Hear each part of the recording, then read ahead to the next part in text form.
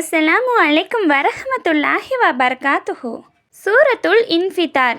இந்த சூறாவுடைய கருத்துக்களும் விவாதங்களை பற்றி பார்க்கலாம் ஃப்ரெண்ட்ஸ். அதுக்கு முன்னாடி சேனலை சப்ஸ்கிரைப் பண்ணாதவங்க சப்ஸ்கிரைப் பண்ணுங்கள். அதே மாதிரி வீடியோக்கு லைக் போடுங்க. இந்த சூறா இறக்கப்பட்ட காலம், இவ்வத்தியாயத்தில் உள்ள கருத்தும் 81வது அத்தியாயமான அத்தக்வீரின் கருத்தும் ஒன்றோடு ஒன்று மிகவும் ஒத்துள்ளது. இதிலிருந்து இரண்டு அத்தியாயங்களும் கிட்டத்தட்ட ஒரே காலத்தில் இறக்கப்பட்டவை என தெரிகின்றது. இந்த சூறாவுடைய கருத்துக்களும் விவாதங்களும். மறுமை இதன் மைய கருத்தாகும். நபி ஸல்லல்லாஹு அலைஹி வஸல்லம் அவர்கள் கூறியுள்ளார்கள், எவர் மறுமை நாளை தம் கண்களால் பார்க்க விரும்புகின்றார்களோ அத்தக்வீர், அல் இன்ஃபிதார், அல் இன்ஷிகாக் ஆகிய அத்தியாயங்களை ஓதட்டும் என்று கூறினார்கள். இந்த அத்தியாயத்தின் தொடக்கத்திலேயே மறுமையை பற்றி சித்தரித்து காட்டப்பட்டுள்ளது. மேலும் மறுமை வந்துவிடுமாயின் ஒவ்வொரு மனிதரின் முன்னாலும் அவரவர் செய்த அனைத்து செயல்களும் வந்துவிடும் என்பதும் இதில் சுட்டிக்காட்டப்பட்டுள்ளது.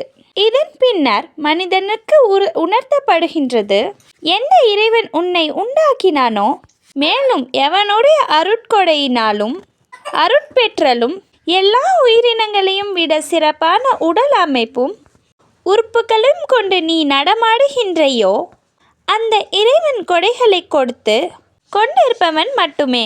அவன் நீதி செலுத்துபவன் அல்லான் என்று உன்னை ஏமாற்ற செய்தது யார்? பிறகு நீ எந்த தற்பெண்ணத்திற்கும் பலியாகி விடாதே.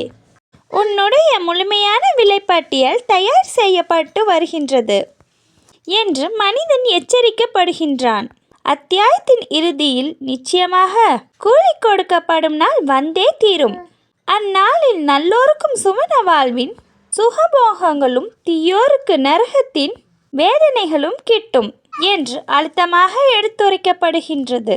இந்த அத்தியாயத்தின் பொருள், வானம் வெடித்து விடும்போது, மேலும் தாரகைகள் உதிர்ந்து விடும்போது, மேலும் கடல்கள் பிளக்கப்படும் போது, மேலும் அடக்கத்தலங்கள் திறந்து விடப்படும் போது, ஒவ்வொரு மனிதனும் தான் முன்பும் பின்பும் செய்த செயல்கள் அனைத்தையும் அப்போது நன்கு அறிந்து கொள்வான்.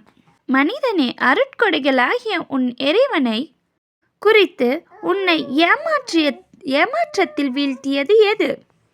அவனே உன்னை படைத்தான், உன்னை குறைகள் எதுவுமின்றி செம்மைப்படுத்தினான், உனக்கு பொருத்தமான உறுப்புகளை அளித்தான், மேலும் தான் நாடிய உருவத்தை உன்னை ஒழுங்கமைத்து உண்டாக்கினான். ஒருபோதும் அவ்வாறில்லை, மாறாக உண்மையாதெனில் கூலி கொடுக்கப்படுவதை நீங்கள் பொய் என தூற்றுகின்றீர்கள். நிச்சயமாக உங்கள் மீது கண்காணிப்பாளர்கள் நியமிக்கப்பட்டுள்ளார்கள். அவர்களோ கண்ணியமிக்க எழுத்தாளர்களாவார். உங்களுடைய ஒவ்வொரு செயல்களையும் அறிகின்றார்கள். திண்ணமாக நல்லவர்கள் இன்பத்தில் திளைத்திருப்பார்கள். மேலும் சந்தேகமின்றி தீயவர்கள் நரகத்திற்கு செல்வார்கள்.